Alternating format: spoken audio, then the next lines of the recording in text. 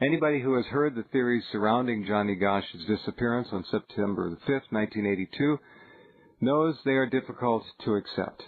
If there are satanic pedophiles working in the top levels of the American government and law enforcement, selling kids on the black market and forcing them into prostitution, pornography, extortion, and things far worse, it's easier as a human being to simply believe that such things could not be true. When I started talking about pedophile rings that take children as a business 20 years ago, well, people practically threw rocks at me. They didn't want to hear it.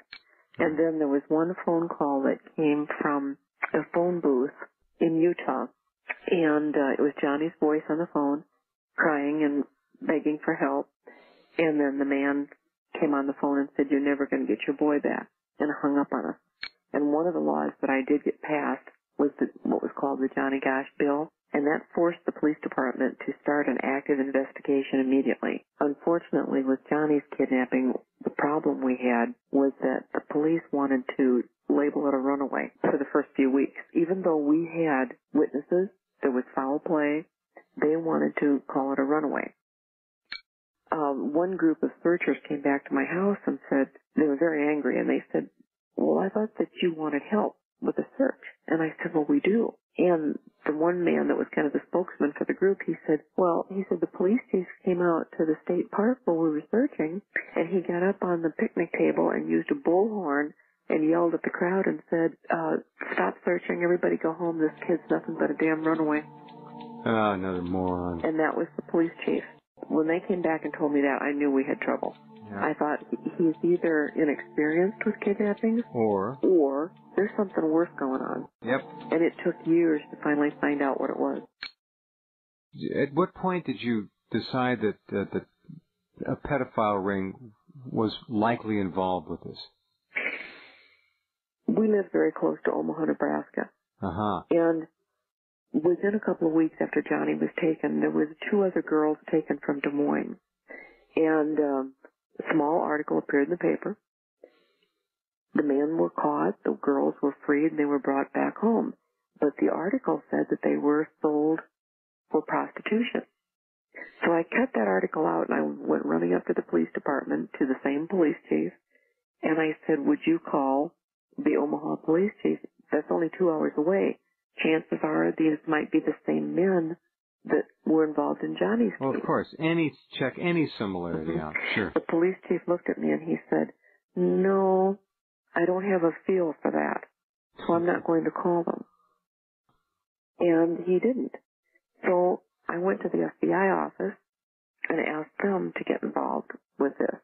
And they said no, that they were not going to do that, or, in fact, they were not even going to enter Johnny's case, because the police chief had told them he didn't need their help. Yeah.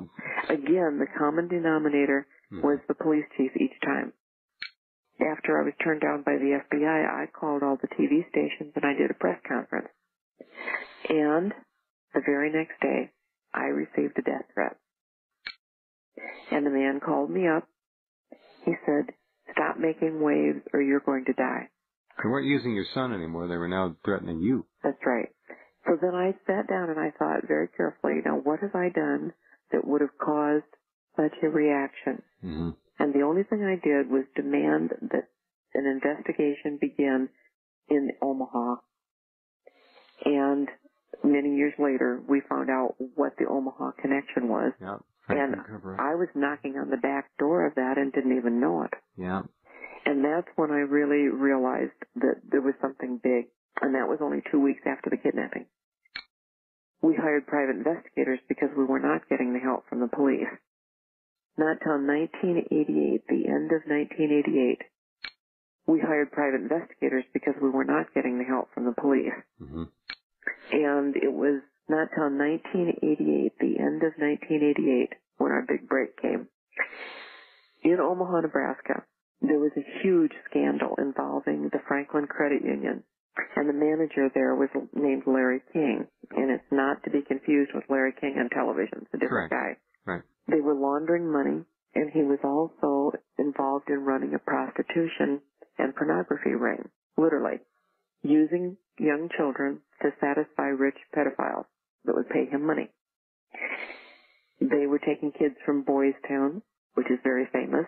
It was a farm system for them, basically, wasn't it? It was. And they had 80 children, that's 80 children, come forward and all tell the same stories of how they were sexually abused, taken to parties where dignitaries and businessmen and people would come in and have sex with the children. Drugs were passed around like they were going out of style.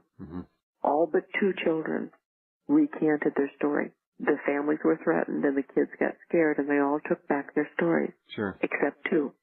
One was Alicia Owens, a young girl, and the other was Paul Benassi. And what happened to those 2 kids was terrible. They charged them with perjury and they stuck them away in prison because they wouldn't recant their story. Right. They wouldn't lie. How many years did Alicia languish? Alicia was given a sentence of 15 years for a first-time offense. It was the longest sentence ever given in the United States for that offense, for a 15-year-old girl who was just telling the court how she was raped, and she was. And she became pregnant and they had a child.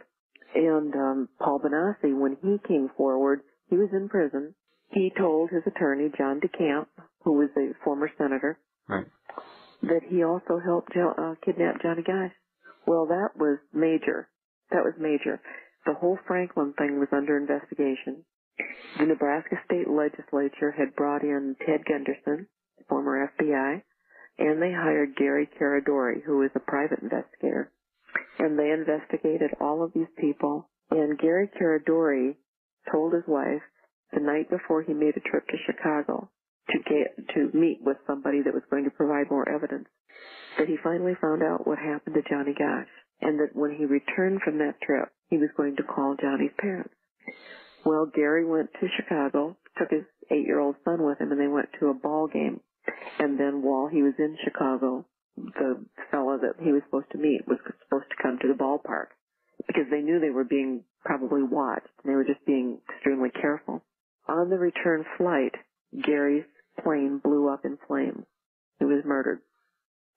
And he never got back to tell anybody what he had found. The result of all of that brought John DeCamp to us. He contacted us and said that he had a young man who was confessing to helping kidnap my son, and that he knew exactly what happened to Johnny, where they put him, who bought him, how much they paid for him. He explained everything.